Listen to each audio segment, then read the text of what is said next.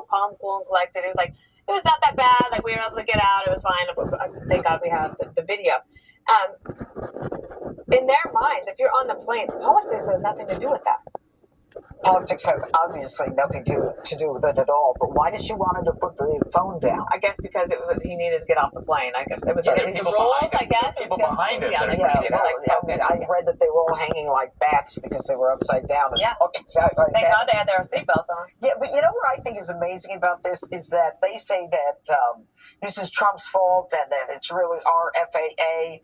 And since Canada is not yet officially the 51st state, they can't blame us for that crash. But you're right. Everybody came up with their own idea. Was it icy? Is it not icy? And it's just a classic example of something happening too quickly and people coming out and making statements like in New Orleans. Remember, the FBI came out, the woman came out and said, this was not terrorism. You know, you got to kind of wait on all this. But the level of delusion here is off the charts. And, you know, this guy Swalwell, the congressman, you know, remember him. He had that affair apparently with the Chinese spy. Yeah, that's right. Feng Feng or whatever.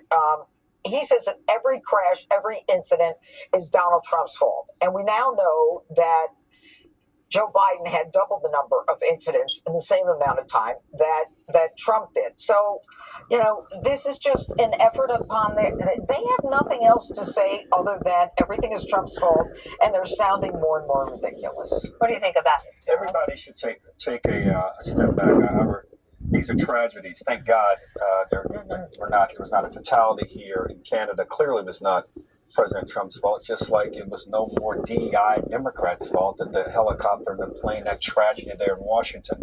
I think we should let let the investigation finish. Let the investigation lead us to the facts. Hey, this investigation in Canada might show that President Trump had something to do with it. I don't believe that is the case. I think Judge, let me just make my point. Well, you made a statement. How?